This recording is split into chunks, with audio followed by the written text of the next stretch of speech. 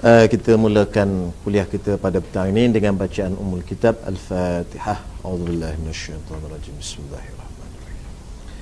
Alhamdulillahirabbil alamin, arrahmanir rahim, maliki yaumiddin. Iyyaka na'budu wa iyyaka nasta'in. Ihdinas siratal mustaqim. Siratal ladzina an'amta 'alaihim ghairil maghdubi 'alaihim waladdallin. Amin. Bismillahirrahmanirrahim. Alhamdulillahirabbil alamin, wassalatu wassalamu ala asyrafil anbiya'i wal mursalin wa ala alihi wa sahbihi ajma'in. Rabbi shrah li sadri wa yassir li amri wahlul 'uqdatam min lisani yafqahu qawli wasaddid lisani wahdi qalbi bihaqqi sayyidina Muhammadin sallallahu alaihi wasallam. Subhanaka la ilma lana illa ma 'allamtana innaka antal alimul hakim wa la hawla wa la quwwata illa billahil aliyil azim. Alhamdulillah, kita dapat menyambung lagi pada petang ini kuliah fiqh kita ini menggunakan kitab Anak Kunci Syurga, Anak Kunci Syurga pula, Idaman Penuntut. Anak Kunci Syurga malam ni. Jadi menggunakan kitab Idaman Penuntut jilid 1, kita pada petang ini berada pada muka surat 2, sambungan pada kuliah yang sebelum ini, pada poin yang ketiga. Jenis air yang ketiga, kita telah membicarakan pada kuliah yang sebelum ini 2 jenis air, dan pada petang ini kita akan bicarakan lagi air yang ketiga, iaitu air suci pada dirinya. Tidak boleh menyucikan benda yang lain, yakni tidak sah diperbuat bersuci dengan dia, iaitu disebut air musta'mal. Musta'mal ni bahasa Arab, bahasa Melayu yang telah digunakan, maknanya air yang telah digunakan. Tetapi bukanlah semata-mata digunakan, hanya semata-mata digunakan dia menjadi musta'mal. Ada tempat-tempat yang kita guna baru air itu jadi air musta'mal. Jadi bukan kata semua air kita guna jadi air musta'mal. Tak. Contohnya air buat basuh muka. Kita panah-panah, kita basuh muka. Air itu jadi musta'mal ke? Tak jadi air musta'mal. Bukan semua benda yang kita gunakan menyebabkan air itu jadi air musta'mal. Jadi kata dia, yakni air yang telah digunakan buat mengangkat hadas, basuh yang pertama pada wudu yang wajib atau mandi yang wajib. Itu je air musta'mal. Pertamanya, air yang telah digunakan untuk mengangkat hadas, sama ada hadas kecil atau hadas besar, yang pertama. Baik, contoh, kita kata contoh. Kita ambil air semayang, basuh muka. Basuh muka tu 3 kali. Kali yang pertama, air itu jadi air musta'mal kerana digunakan untuk mengangkat hadas. Kali pertama tu terangkatlah hadas. Basuh kali kedua tu bukan angkat hadas. Hadas dah terangkat dah. Cuma kita nak dapatkan pahala sunat 2 dan 3 kali, menigakan basuh tu. Jadi basuhan yang kedua dan yang ketiga, air itu tak jadi air musta'mal. Boleh faham tak? Maknanya basuh kali kedua, air itu tak jadi musta'mal. Jadi kesimpulannya, air musta'mal ni terjadi pada basuhan yang wajib saja. Baik, sekarang ni kita ambil air komo-komo. Kita komo-komo, berak komo, kita ludah balik masuk dalam baldi tu. Lepas tu kita ambil air tu balik untuk basuh muka. Baik, sah tak ambil wudu? Sah. Pasal apa? Pasal air tu tidak jadi musta'mal. Pasal berkumur tu sunat. Begitu juga air tu masuk dalam hidung, kita keluar masuk dalam baldi tu. Lepas tu ambil air tu juga untuk buat basuh muka. Sah wudu tu, tapi nak termuntah lah. Pasal apa? Pasal air dah kumur tadi. Jadi dia lain. Rasa loyo tu lain, rasa sah tu lain. Boleh bezakan. Maknanya yang ini sah, harus. Yang ini perasaan kita tak seronok, itu hal lain. Macam kita kata Nabi SAW, bila dia tengok sahabat dia makan dop, Nabi tak boleh dia geli makan dop kan. Dop kan biawak tu, tengok berekor-ekor kan. Tetapi sahabat Nabi makan. Nabi tak larang. Itu hal lain, boleh makan tu hal lain. Rasa geli tu hal lain. Betul tak? Jadi rasa geli hal lain, makan harus makan tu hal lain. Begitu juga di sini. Boleh bersuci itu satu hal, yang rasa geli itu satu hal. Jadi maknanya air mustakmal ini air yang digunakan pada basuhan wajib sahaja. Basuhan sunat tak jadi air mustakmal. Makna kata boleh digunakan berulang-ulang kali yang kita dah gunakan tadi. Begitu demikian juga air yang digunakan buat membasuh benda yang kena najis. Air yang kita gunakan untuk basuh najis, apa saja najis, maka air itu jadi air mustakmal. Baju kita kena najis, kita basuh, air yang digunakan tadi keluar, itu dinamakan air mustakmal. Padahal air itu tiada berubah dan tiada bertambah beratnya. Maknanya kalau kita takdirkan air itu, dia tengok masa keluar tu air itu tak berubah dan tak bertambah berat. Kalau bertambah berat tu dia masuk najis dalam tu, itu confirm lah air mutanajis. Ini sama berat. Jadi maknanya air itu asalnya 2 kilo, lepas kita guna basuh pun timbang balik pun 2 kilo juga. Kalau rajin menimbang lah. Kalau malas tu hal lain. Dan tiada bertambah beratnya seperti dicucurkan air pada kain yang kena kencing. Setelah air itu bercerai pada kain dan ditolak kadar dihisap oleh kain itu, yang baki itu tidak bertambah beratnya. Baik, cuba kita lihat. Air itu dicucurkan air pada kain. Cucur tu air tu naik daripada atas turun ke bawah. Kalau istilah orang lama dia panggil air lalu. Air lalu, ataupun kalau orang Pantai Timur dia panggil siram. Maka dalam mazhab kita Imam Syafi'i, kita nak basuh benda yang bernajis kena ada air lalu, kena siram. Kalau tak siram, dalam mazhab kita tak sah. Maka timbul persoalan basuh baju menggunakan mesin basuh. Tu nak cerita sikit sini. Macam selalu orang tanya, boleh tak basuh baju guna mesin basuh? Baju tu bernajis. Syarat kita dalam mazhab Syafi'i mesti air lalu daripada atas turun bawah keluar. Macam orang kampung-kampung kan dia buat lalu. Kalau orang kampung berah bau jemur. Tapi kita mesin basuh, kita masuk peram dia pusing, habis siap jemur. Maka air lalu apa semua tak ada. Maka di sinilah kita kena ingat Imam Ghazali. Ingat nama dia, Imam Ghazali kata tidak syarat air itu daripada atas ke bawah. Tak kisahlah, yang penting hilang warna, bau dan rasa. Tu je. Hilang warna, bau dan rasa, sah, bersih najis tu. Maka kita basuh, guna mesin basuh sekarang ni pakai fatwa pendapat Imam Al-Ghazali. Kalau tidak, letih kita lepas basuh kena bawa keluar dulu, selai. Mana ada masa ni? Kan masa tu tak ada. Pasal apa? Pasal kita bekerja dan sebagainya. Kalau boleh nak beli mesin basuh pinggan pun nak beli juga. Tak. Basuh apa lagi? Semua kalau boleh ada mesin berlaku. Mesin basuh pinggan, mesin basuh baju. Sekali lagi mesin tolong mandikan kita pun tak juga. Tolong kosong je. Pasal dah tak larat dah. Malas. Baik.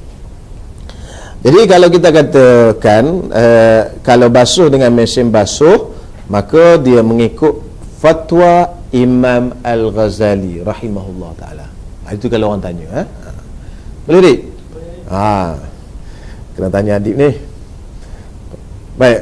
Termasuk dalam golongan air mustakmal, air yang berubah salah satu daripada 3 sifat, yakni bau, rasa dan warna. Air ni dia punyai 3 sifat. Bau air, warna air dan rasa dia. Sifat asal air biasanya berwarna putih atau berwarna coklat. Itu sifat asal. Kerana tempat dia lalu tu mungkin tanah dan sebagainya, dia berubah jadi warna coklat dan sebagainya. Bila dia lalu, berubahlah warna itu. Yang itu tak apa sebab tempat dia lalu. Ini dia berubah dengan sebab benda yang lain masuk ke dalam dia. Maka berubah sifat dia, warna, bau dan rasa. Kalau berubah warna, bau dan rasa dengan sebab bercampur dengan cecair atau serbuk yang mukhtalit, itu bahasa Arab mukhtalit, yakni yang sebati. Contohlah serbuk kopi masuk dalam air, dia sebati. Ada juga dia lawan mukhtalit ni mujawir nama dia. Itu istilah mukhtalit, lawan dia mujawir. Mujawir ni tak sebati, macam daun kayu jatuh dalam kolah. Daun kayu tu dipanggil mujawir kerana dia tak sebati dengan air. Kalau air sirap dia panggil mukhtalit. Jadi kalau yang mukhtalit dia ada hukum lain. Kalau yang mujawir dia ada hukum lain. Jadi ini kes mukhtalit, benda yang sebati. Kalau mudahnya sebatilah sirap ke, serbuk kopi ke, sebut Nescafe ke, apa yang boleh bila dia masuk dia akan hancur dalam air, garam ke dan sebagainya. Benda tu suci. Contoh tadi sirap jatuh dalam air, banyak berubahnya sehingga jadi bukan macam air, yakni tidak dinamakan air lagi. Air juga, cuma tidak dinamakan air yang asli. Air tu dah tak asli dah. Orang panggil air apa? Air kopi. Orang panggil air apa? Air sirap. Panggil apa? Teh tarik kalau dah bercampur dengan mana tadi. Jadi yang bercampur tadi, dia tu tidak boleh dibuat bersuci kerana dia bercampur dengan mukhtalit, benda yang sebati. Itu maksudnya. Jadi sama ada berubah itu nampak, dilihat atau dirasa. Dirasa tu dalam bahasa Arab dia panggil hissi, seperti sirap, kopi, susu dan lain-lain. Atau tidak nampak cuma pada takdir, seperti bercampur dengan air mawar yang sudah hilang baunya dan air mustakmal. Maksudnya macam mana? Ada dia berubah ni dua bentuk. Satunya bentuk yang kita nampak, hissi. Satu bentuk lagi yang kita tak nampak, dia panggil takdiri. Yang hissi tu ialah kita nampak, tengok air sirap tu nampak warna merah, kan, berubah.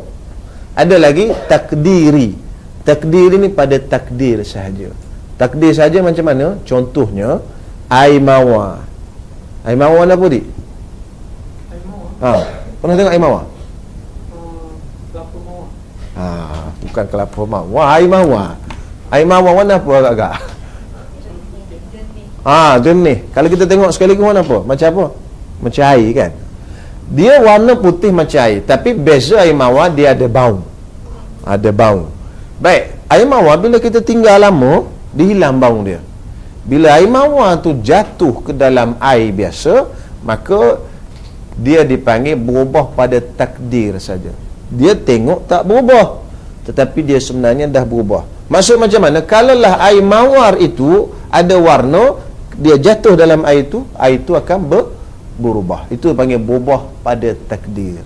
Maka walaupun nampak tak berubah, tetapi dia dipanggil air yang berubah juga, tak boleh buat bersuci. Itu boleh tak? Boleh. Kalau tak boleh, berhenti sekat ni lah.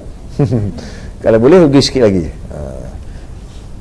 Itu berubah pada takdir. Ataupun jatuh air mustakmal. Pasal itulah orang dulu-dulu dia cuba jauh daripada air. Bila mandi junub atau sebagainya, takut air tu menitik dalam baldi tu. Dia mandi dalam baldi, dia ambil, dia duduk jauh sikit supaya air tu tak menitik dalam baldi. Kalau mandi dalam baldi, dia cedok air daripada baldi, dia jauh sikit, takut air yang mustakmal ni menitik dalam tu. Jadi air mustakmal ni dia panggil berubah pada takdir. Contoh macam mana? Contoh kalau air mustakmal tu ada warna, contoh warna kopi, air kopi, kalau jatuh dalam baldi tu, adakah berubah air dalam baldi tu? Berubah. Kalau berubah air dalam baldi tu, maka tak boleh digunakan lagi. Kalau katalah yang jatuh tu sikit je, 2-3 titik je. Kalau kata yang 2-3 titik tu jatuh tu air kopi, jatuh dalam tu, berubah tak warna air? Tak berubah. Mungkin dia jadi hilang gitu je. Itu masih lagi boleh bersuci. Maka kalau janganlah kata Allah menitik, setitik, tak boleh dah. Tuang air, ambil air lain pula dah baldi. Nyaya gitu. Nyaya nak bayar bil air. Dia kalau menitik yang banyak, sekira-kira kalau menitik yang banyak tu boleh merubahkan warna air. Jadi kalau mandi wajib guna dengan baldi tu, hati-hatilah, duduk jauh sikit, jangan bagi menitik banyak dalam tu. Tapi senangnya guna paip getah atau guna air shower pancu, itu senang cerita. Pasal dia turun ke bawah, dia tak ada menitik dalam apa, ataupun paip getah. Ada, itu lagi senang. Tapi mana tahu air tak ada ke? Tak. Satu, simpan air dalam tangki, tak ada air. Air tak ada, simpan dalam baldi. Pagi-pagi nak mandi wajib. Dah. Jadi nak mandi wajib, air tak ada, air dalam tong tu je. Kena jaga-jagalah, kena tahulah hukum ni. Tapi tak payahlah sampai melompat tu. Masuk kamera ni.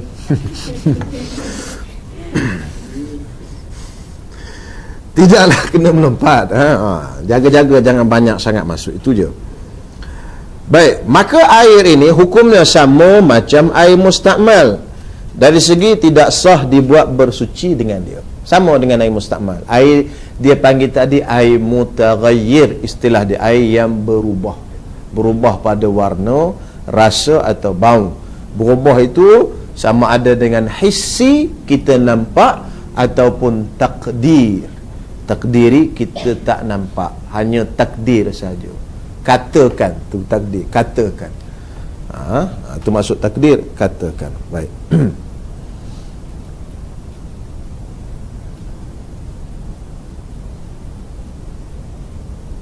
Sebaliknya, jika bercampur dengan sesuatu benda yang suci itu sedikit, campur tadi sikit dan berubahnya sedikit, tidak hilang nama air, seperti bercampur dengan cecair yang sama dengan sifatnya dengan air, maka air ini masih suci lagi menyucikan.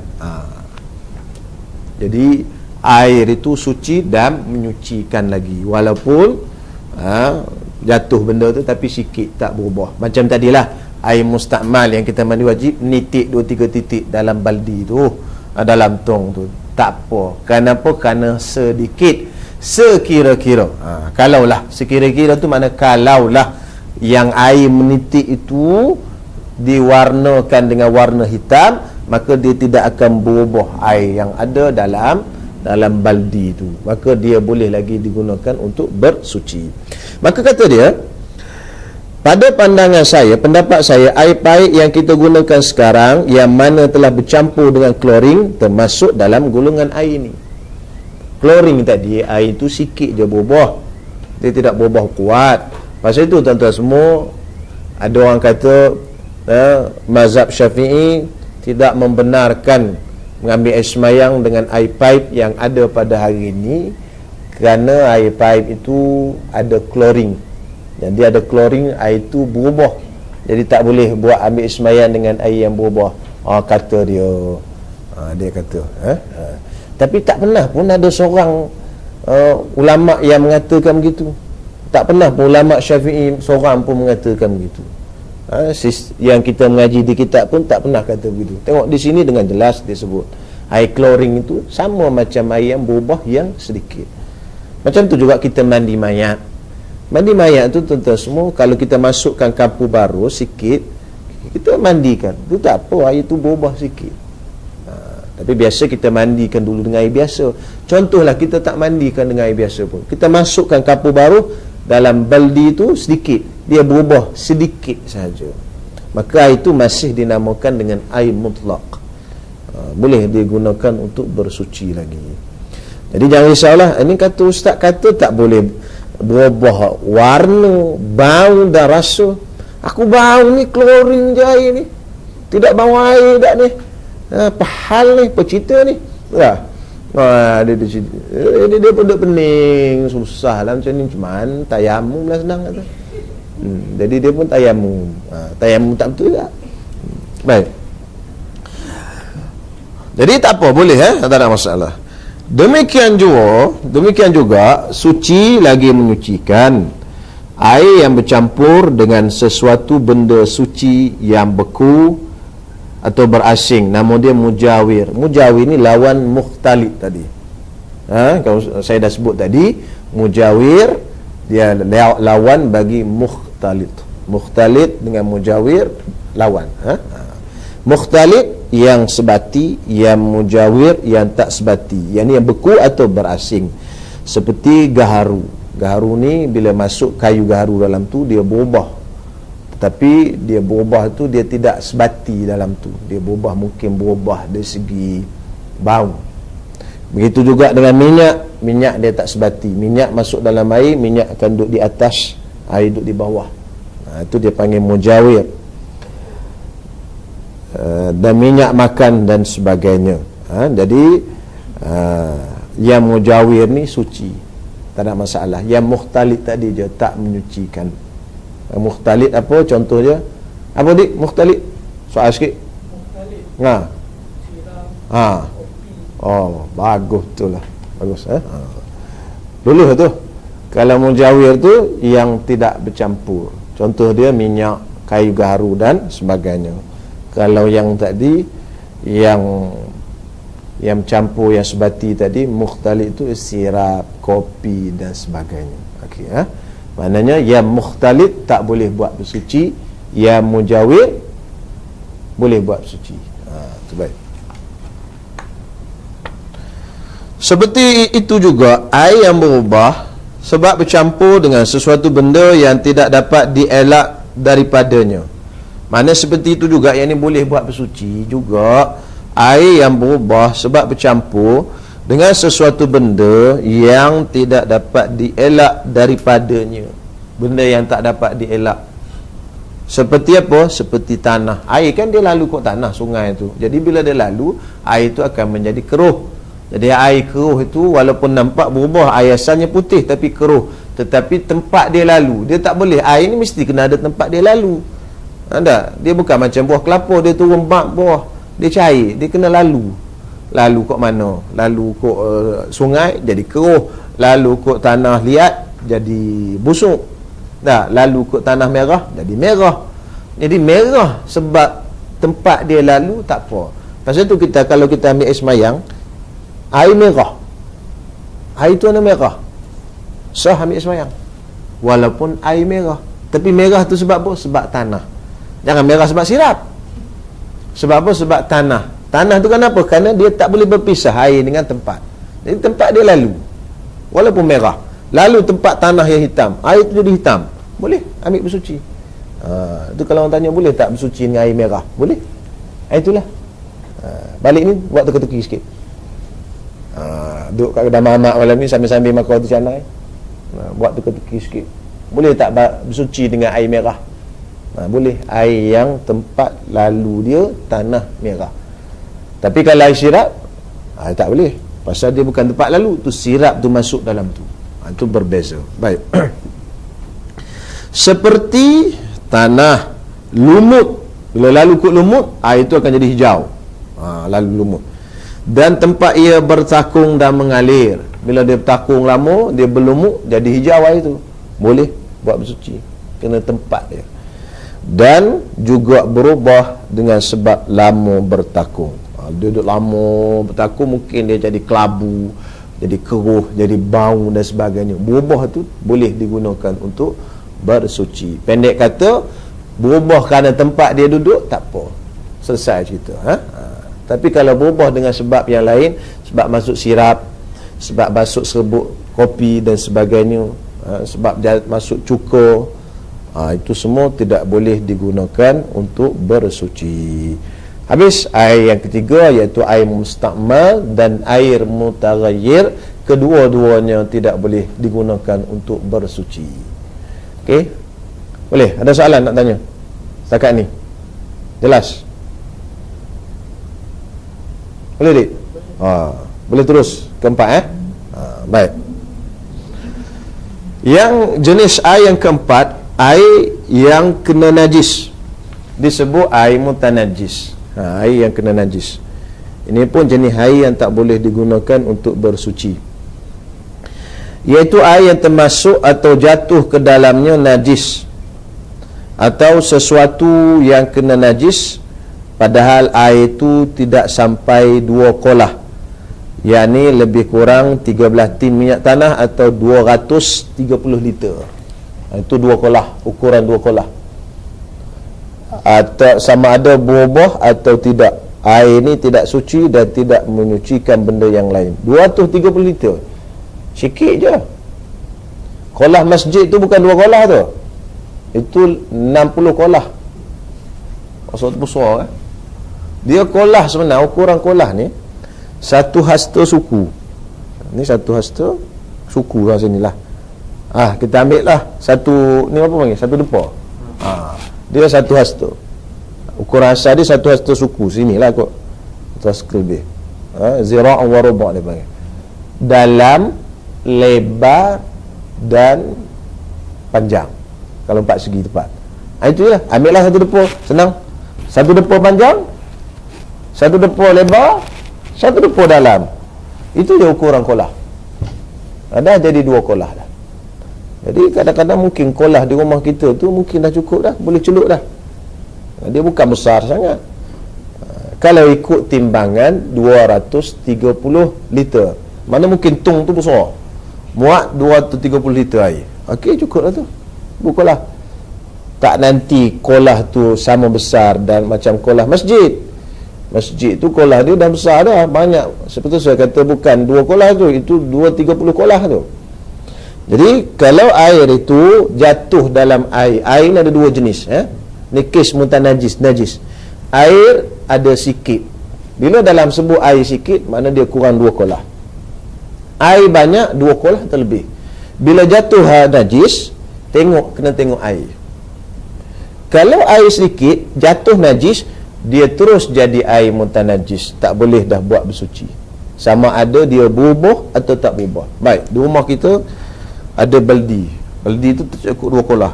Datang cicak, dia cecek-cecek, dia berak cicak masuk dalam baldi tu. Tengok kat bawah, ada tahi cicak. Soalan saya, jeng-jeng, boleh tak digunakan untuk buat bersuci dalam mazhab kita Imam Syafi'i?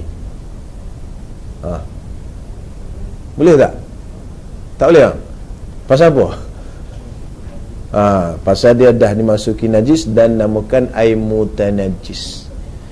Air mutanajis, walaupun dia tak berubah, tak ada berubah bau, tak ada pula bau tak cicak. Tengok air putih elok, tak berubah warna, bau, ambil rasa, tak ada pula rasa tak cicak.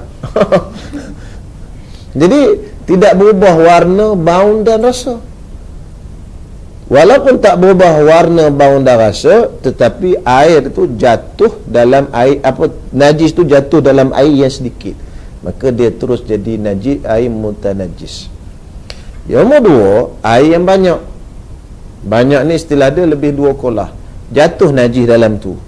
Bila jatuh najis dalam air yang banyak tadi, 2 kolah, maka dia tidak jadi air mutanajis, melainkan bila berubah salah satu daripada 3 sifat: warna, bau dan rasa. Tu. Datang orang gila, dia naik atas tepi kolah tu, dia berak dalam tu, dia melepas dalam kolah. Kita datang pagi, tengok apa benda seketul ni duk bucu tu, seketul tahi orang. Kita cek, tak berubah, warna tak berubah, rasa tak berubah air, maka boleh dibuat bersuci. Pasal apa? Pasal tak berubah warna, bau dan rasa.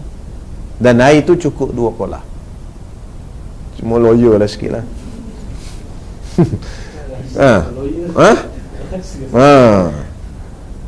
Ada tu. Tapi hukum tu satu lah kan? Nak buat tu hal lain, nak buat tak nak buat, baik balik kat rumah lah ambil air sembahyang. Tetapi hukumnya begitu. Supaya kita tahu ni air apa ni, najis ke tak, mutanajis ke air mutlak. Itu boleh jadi orang gila tuan-tuan semua. Pernah berlaku. Ini pernah berlaku cerita ni di kampung. Orang gila naik berak dalam kolah. Tapi buanglah, kata kita di Malaysia ni air banyak. tak ada masalah. Ni bukan Arab Saudi. Arab Saudi air tak ada, senang basuh je lah. Baik, jadi air ni tidak suci dan tidak menyucikan benda yang lain. Tidak termasuk golongan ini jika terjatuh dalam air itu najis yang dikecualikan. Ada najis yang dimaafkan. Umpama bangkai binatang yang tiada mengalir ketika dikoyakkan, mana ketika dibelah, seperti kumbang, lalat, kala apa kala? Jengking, lipas, cicak dan sebagainya. Syaratnya bukan dicampak dengan perbuatan dan tidak mengubahkan air itu. Ni baik. Air sikit, air kat rumah kita, air sikit dalam gelas, jatuh lalat, seko dalam tu. Bila jatuh lalat tu mati, bangkai ni najis ke tak najis, tuan-tuan semua? Bangkai najis tak? Najis. Kecil pun najis. Pasal tu kalau kita ada lalat mati dalam poket, dalam baju ni, dalam ni, tengok, lalat mati, tak sah semayang tu. Tadi semayang tu Allah Akbar, sudah dah habis siap rakaat, Assalamualaikum warahmatullahi, Assalamualaikum warahmatullahi, tengok ada lalat mati dalam poket, bawa najis, tidak sah semayang. Pasal apa? Pasal dia bangkai.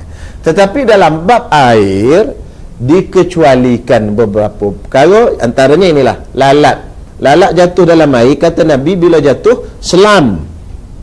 Lalat jatuh dalam air kita, air minum, kita selam dulu ke bawah, selam sampai bawah, baru bawa keluar, lepas tu baru minum. Pasal apa? Pasal lalat ni Nabi kata sayap dia ada dua, satunya ada penyakit, satunya ada ubat. Bila kita selam, dia natural, baru minum. Kalau nak minum lah, kalau tak nak minum tu hal lain. Pasal apa? Pasal lalat tu jatuh sendiri. Jadi binatang-binatang yang tidak berdarah, kita belah perut dia tak berdarah, kalau dia jatuh dalam air, air tu tak jadi air mutanajis, walaupun dia bangkai najis, dengan syarat dia jatuh sendiri dan bukan kita yang mencampakkan dia. Dia jatuh sendiri, bukan kita yang menjatuhkan dia. Dia bukan dicampak dan tidak merubah air. Satu masalah lagi. Baik, kita buat air masuk gula dulu ke masuk air dulu? Kan buat air kat rumah, orang perempuan buat air, ambil gelas, masuk apa dulu?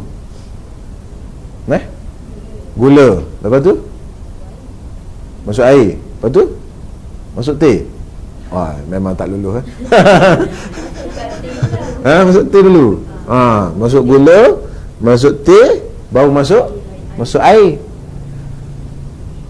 Kalau masuk air dulu, masuk teh, kemudian masuk gula, ataupun masuk air, masuk gula, masuk teh, tak kira lah, air dulu, dia akan jadi beza hukum.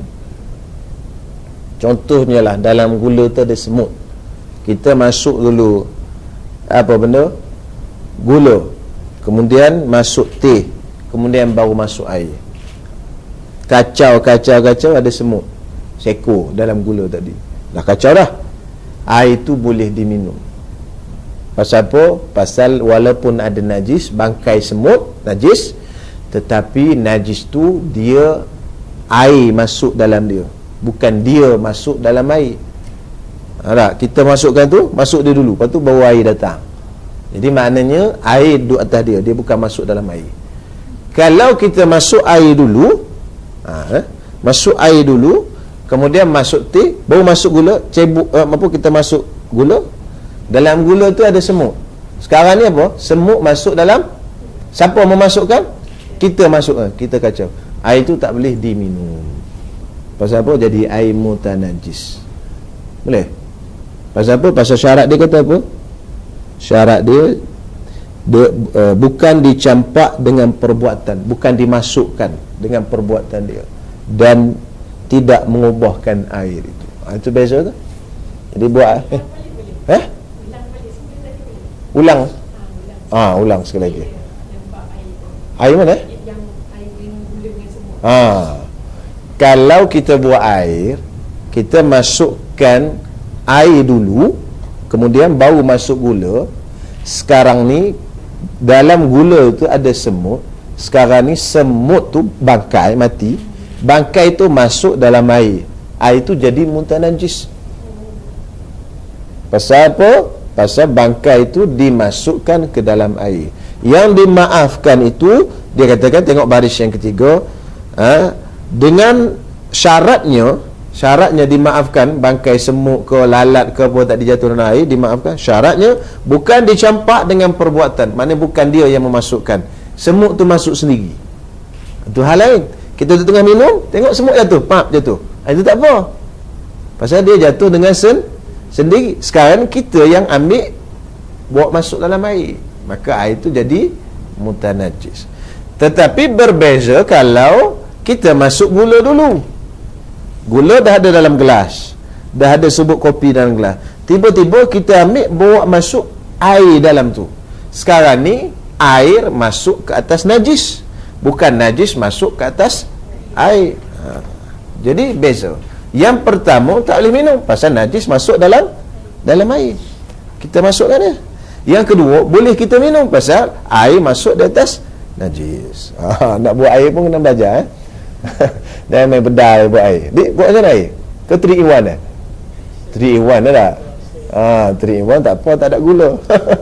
Ini kalau buat bancuh air di rumah, pakai gula. Ingat tu? Saya ingat masa saya kecil-kecil dulu, almarhum tua saya tu besar selalu tu, buat air masuk gula dulu. Yang masuk air dulu. Kan ada semut dalam gula tu, tak boleh minum air. Kerana air itu sedikit, satu cawan. Air sikit. Bila dia masuk najis, dia terus jadi muntah najis. Macam apa? Macam cicak, tahi cicak tadi jatuh dalam baldi itu.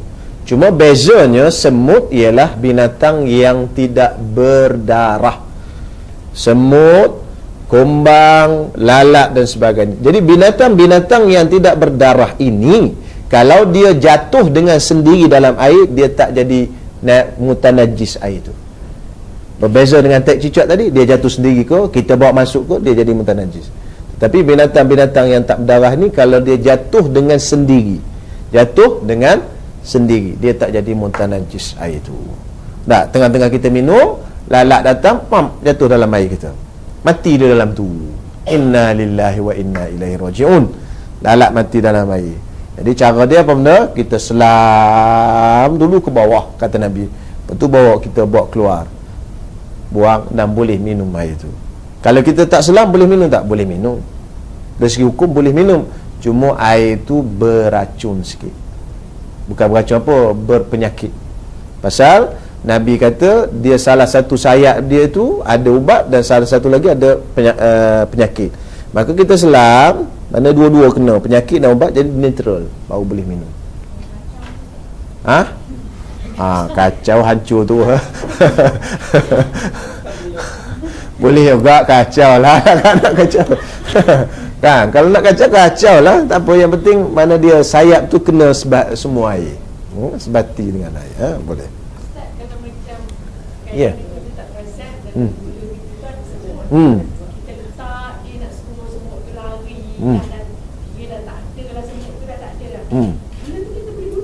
Boleh. Kalau ada semut pun boleh. Pasal semut itu dia bangkai dan dia jatuh dalam gula kita, tak ada masalah. Bangkai dia dimaafkan tadi.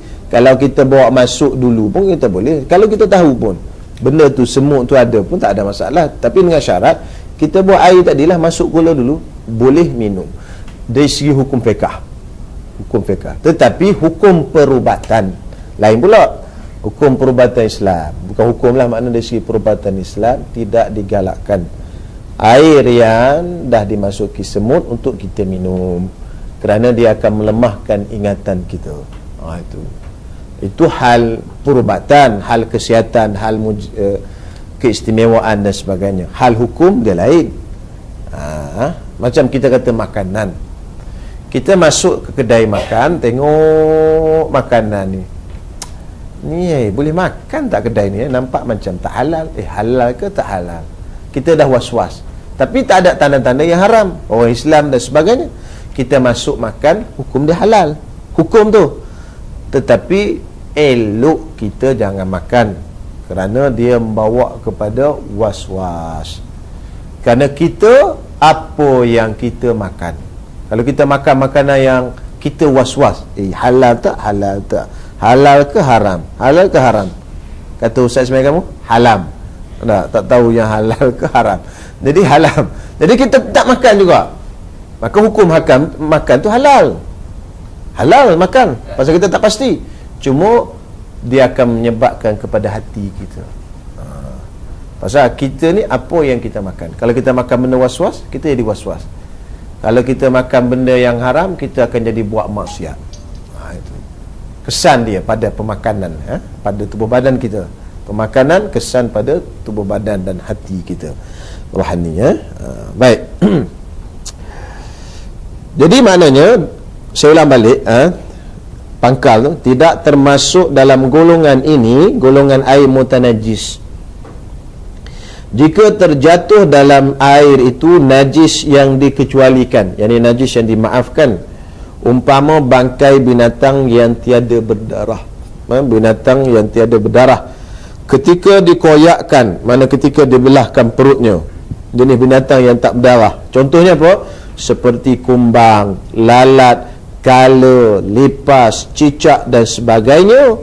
Syaratnya, dengan syarat dimaafkan tu, maknanya tak jadi air muntah najis tu dengan syarat bukan dicampak dengan perbuatan. Maknanya dicampak tu bukan dimasukkan, dia bukan yang masukkan. Bukan kata campak tu gitu tak, tu istilah dia je. Bukan dia yang memasukkan.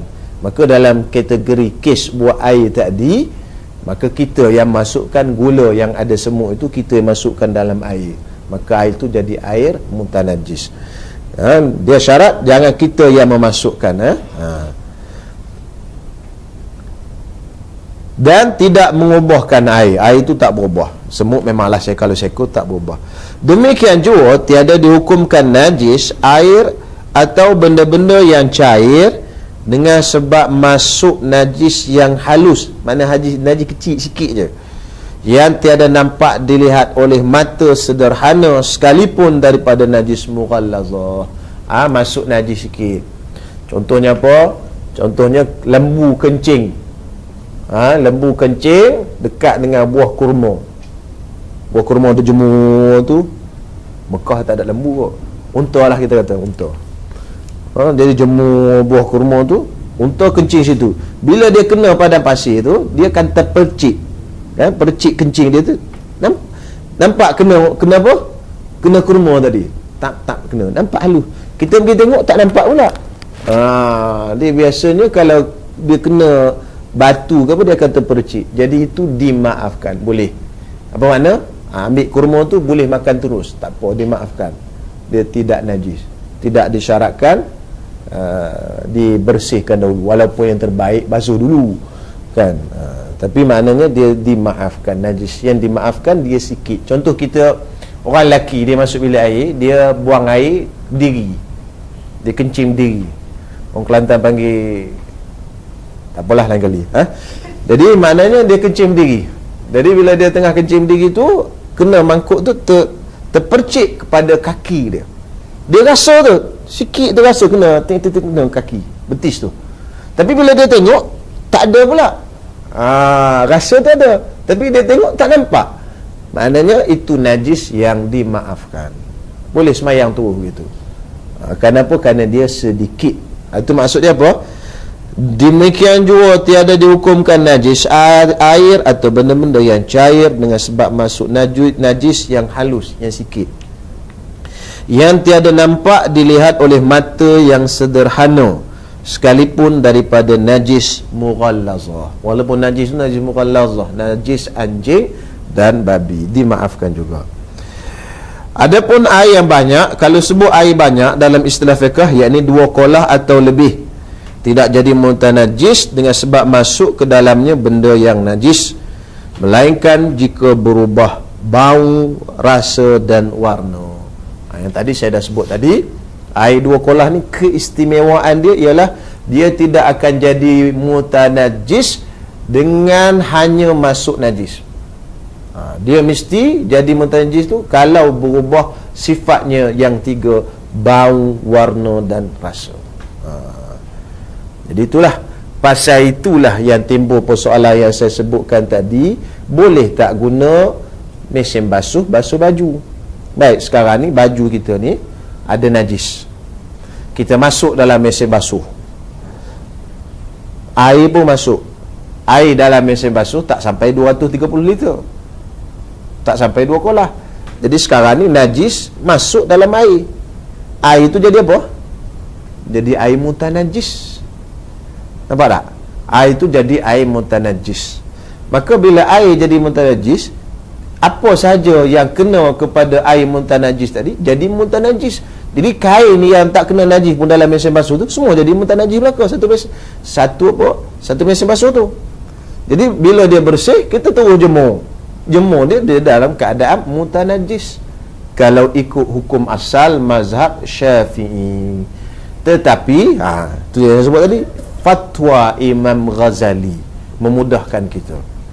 Jadi kerana hari ini kita payah dan rumit, jadi itulah yang paling senang bagi kita. Fatwa Imam Ghazali mengatakan tak apa, tak kisah, yang penting air itu apa benda, yang penting pakaian itu hilang warna, bau dan rasa. Tak kisahlah air masuk ke atas ke ataupun kain masuk ke atas air. Dia tak kisah apa. Yang seperti yang saya sebutkan di permulaan kuliah tadi. Jadi mungkin pening-pening, apa pasal Ustaz kaitkan dengan mesin basuh tu? Kaitkan tu kerana air itu tak cukup 2 kolah masuk baju yang bernajis, air itu jadi air mutanajis. Kalau ikut hukum asal di sini. Jadi kalau orang tanya, biar kita ada ilmu lah. Kau dah mengaji ni basuh dengan mesin basuh, mana boleh? Ada orang dah tegur selalu, masuk mesin basuh tak boleh, tak sah, tak menepati syarat dan hukum. Saya mengaji juga. Saya mengaji. Ini saya ikut mazhab Syafi'i. Ikut mazhab Syafi'i, fatwa Imam Ghazali. Kita kata begitu. Baru, ada fatwa. Itulah, tak nak mengaji lebih sikit. Cakap kat dia. Baru dia semua. Washing machine Ustaz. Dia basuh sekali. Nanti keluar air baru lagi. Bila keluar air baru tu, suci dah balik baju tu. Baju tu dah jadi mutanajis dah. Pasal dia kena air pertama tadi. Kalau ikut hukum sinilah, kan dah kena air pertama tadi. Jadi air tu dah meresap dalam baju. Kan baju ni meresap. Jadi dia dah jadi air yang ada dalam baju yang kita bersihkan tadi dah jadi air mutanajis, dan baju tu bermutanajis. Bernajis. Gitu. Jadi hukum di sinilah kalau ikut hukum asal mazhab Syafi'i. Tapi fatwa Imam Ghazali kata tak sebegitu. Tak sebegitu. Jadi kita buat ni okey betul dah. Tapi kalau saya masa belajar di kampung dulu, memang tugu saya tak bagi. Baju semayang kau basuh dengan mesin basuh, tak sah semayang kau tu. Tugu kampung dia strict sikit. Kerana dia ikut betul-betul mazhab Syafi'i punya. Jadi kena air lalu lah. Pernah tengok tak air lalu tu orang buat, orang kampung buat siram. Apa baru jemur. Saya di kampung dulu gitulah. Pasal apa? Pasal orang kampung dia memang strict dalam ikut mazhab Asy-Syafi'i ini. Kita ambil yang mudah bagi kita lah. Pasal kita darurat, payah. Boleh, tak ada masalah. Okey, yang keempat itu sambung kuliah satu lagi lah. Dia fiqh ni tak boleh banyak-banyak. Tak ingat satu apa. Biar ingat dulu, boleh hafal. Sikit-sikit tak apa. Okey, insya-Allah. Jadi buka untuk soalan. Kalau ada nak tanya. Ada nak tanya apa-apa soalan? Ya. Ya. Kalau air sungai yang mengalir dan air ni banyak, contoh macam air sungai Kelang, kena campur dengan sampah dengan pakai dengan apa tu. Apa yang akan jadi pada air tu? Apa hukum air? Dia lalu tapi tetap ada najis tu.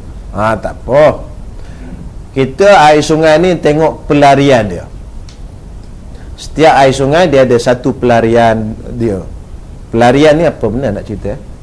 Dia ada, macam kita kalau kata dia ada batu kan. Satu sini ke satu sini. Ada gap dia tu. Di antara gap dia tu adakah cukup 2 kolah perlarian dia tu. Kalau tak cukup 2 kolah, maka air yang ada bangkai itu lalu ke situ. Kalau di tempat itu kita ambil air semayang, maka di situ tak sah.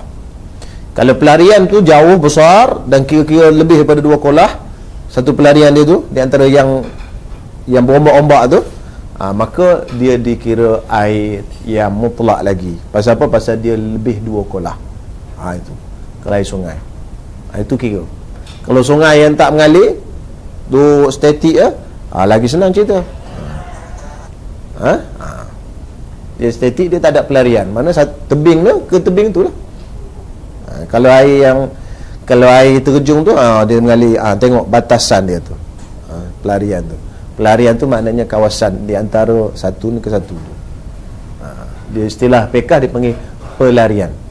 Bukan pelarian yang melarikan diri tu tak, pasti tak. Satu pelarian. Jariah. Jarium. Okey insya-Allah. Okey, soalan lain? Dik biasa soalan. Saya ada soalan. Kata kencing kan, kadang kita lelaki kan Terkencing? Kencing. Mungkin kita lupa berderang, nahan. Dia tak keluar habis kan. Kita pergi semayang. Lepas tu habis semayang, check lah. Ada pula ketul. Ketul? Ketul lah, air kencing lah. Air kencing. Air kencing lah. Ingat ketul apa ni? Lepas tu Lepas tu kira macam mana Ustaz? Baik.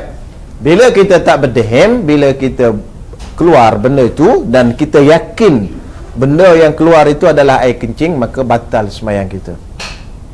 Pasal keluar air daripada kemaluan itu membatalkan air semayang. Bila batal air semayang, batal lah semayang, tak sah.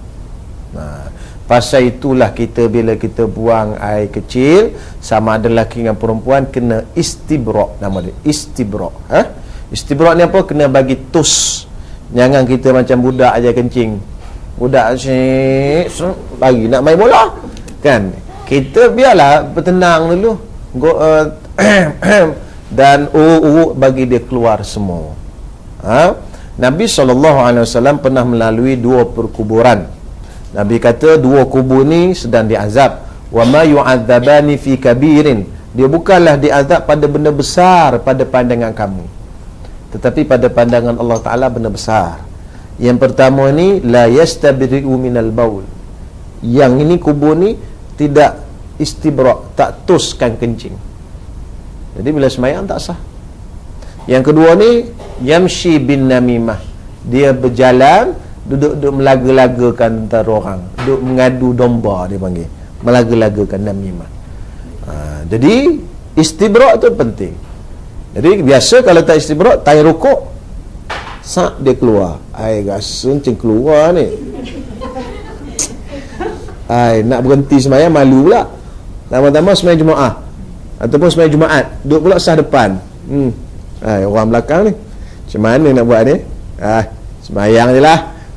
Semayang lah, itulah yang jadi haramnya. Pasal semayang tak ada semayang, itulah diazab oleh Allah Ta'ala. Dan kalau tak qadha pula lagi diazab, pasal dia kira tak semayang. Itu cerita dia. Banyak kita tak apa kot. Innallaha ghafurur rahim. Sesungguhnya Allah Ta'ala Maha Pengampun lagi Maha Penyayang. Mudah-mudahan Allah Ta'ala ampunlah dosaku. Awal-awal lagi ampun dah. Kena ambil jaga, langkah berjaga-jaga.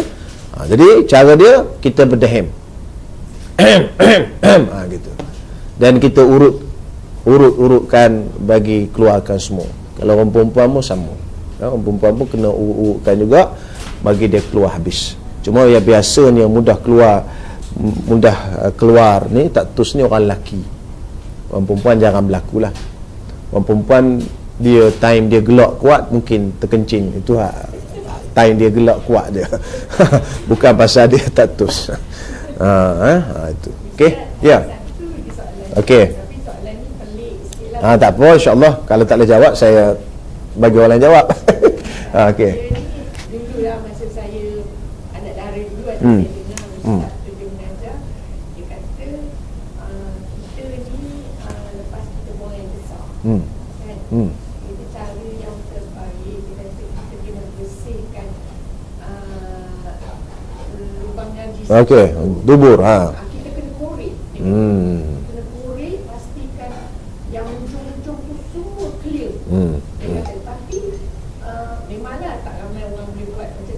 Tak ramai orang yang tahu pun. Tapi saya rasa memang selesa lah dengan cara yang Ustaz tu cakap. Kita rasa diri kita macam bersih sebab bila kita nak solat kita rasa macam tak ada dah, clear dah kita punya najis tu.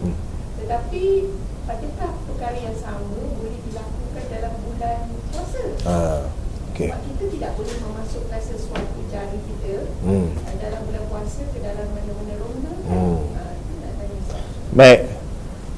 Sebenarnya benda yang ditanya tadi itu adalah menjadi satu kewajipan. Masrubah nama tempat tu. Masrubah adalah kedutan punggung lubang dubur tu. Minta maaf lah kena sebut kan. Ini kerana nak bagi ajar betul-betul. Masrubah ialah, saya ingat saya dah sebut dah di kuliah dulu, dia bahagian kedut-kedut di bawah lubang punggung itu. Bila kita buang air besar, dia akan terbuka dan keluar. Maka dia dikira di bahagian zahir. Ramai orang basuh berak ataupun istinja dengan bahasa fiqahnya, dia tak terang.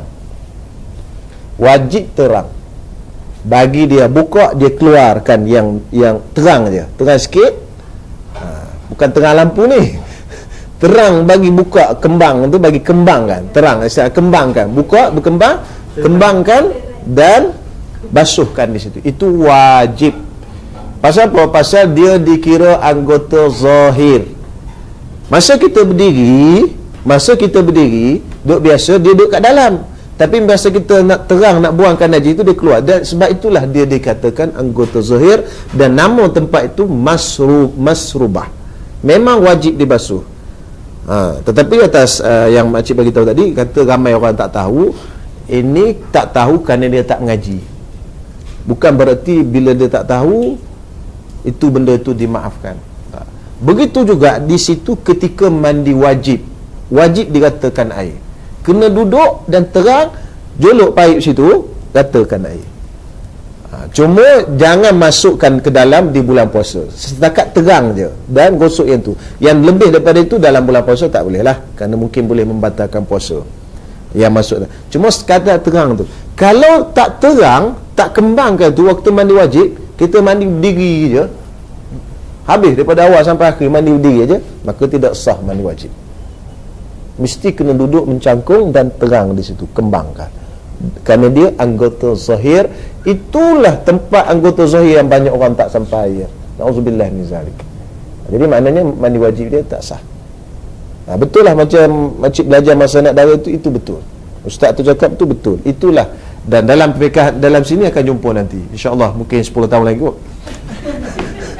Pasal ialah mengaji 2 baris satu muka, sebulan 2 selai kan. Sabarlah insya-Allah. Sabar, insya-Allah jumpa. Tapi saya jawab awal. Itu betul, kewajib dikembangkan. Jadi lepas ni basuh itu jadi masalah sikit kita ni bila kita basuh di atas toilet bowl tu, yang mangkuk yang kita duduk tu. Kalau yang dulu mencangkung tu senang. Walaupun duduk pun tak apalah, kita kena usahakan macam mana. Pusing-pusing ke sikit, kena bagi kembangkan dan kena bagi buang lendir-lendir di bahagian itu, kerana itu dikira bahagian zahir yang wajib diratakan, dibasuh dan diratakan air. Tapi mandi wajib tu kena ingat sama ada laki dengan perempuan. Laki situ kena rata dan kembangkan. Perempuan mesti duduk juga. Laki duduk, perempuan duduk. Perempuan minta maaf saya sebut, dia ada satu lagi yang kena ratakan air di bahagian depan. Kalau dia tak duduk, mungkin tempat yang wajib diratakan air itu tak sampai air. Mungkin dia tak terbuka dan sebagainya, tak sampai air. Mesti kena mencangkung duduk. Jadi tanya, mandi wajib macam mana? Berdiri ke duduk? Berdiri. Awal sampai akhir? Tak boleh tu. Membuktikan mandi wajib tak sah. Melainkan tak tahulah, takut dia tungging-tungging kot mana, wallahu alam lah. Itu hal lain lah kan. Tetapi biasanya kalau daripada awal sampai akhir berdiri, dia tak kembangkan yang di bawah itu. Jadi lepas ni balik mandi wajib. Kalau yang sebelum ni belum betul lagi, wajibkan kembangkan itu, dan basuh istinja pun kembangkan itu. InsyaAllah betul tak? Betul yang dia ajar tu betul. Cuma bulan puasa berhati-hati sikit lah. Okey, ada soalan lain? Ada aku 6 dah. Wallahu alam. Kita jumpa kuliah akan datang lah, InsyaAllah. Kalau panjang umur, kalau saya sihat, Tuan-tuan doalah supaya saya sihat, insya-Allah. Wallahu alam. Bismillahirrahmanirrahim. Alhamdulillahirabbil alamin. Allahumma salli ala sayyidina Muhammad wa ala alihi washabbihi ajma'in. Rabbana atina fid dunya hasanah wa fil akhirati hasanah wa qina adzabannar. Sallallahu ala nabiyyina Muhammad wa ala alihi washabbihi wasallam. Walhamdulillahirabbil alamin.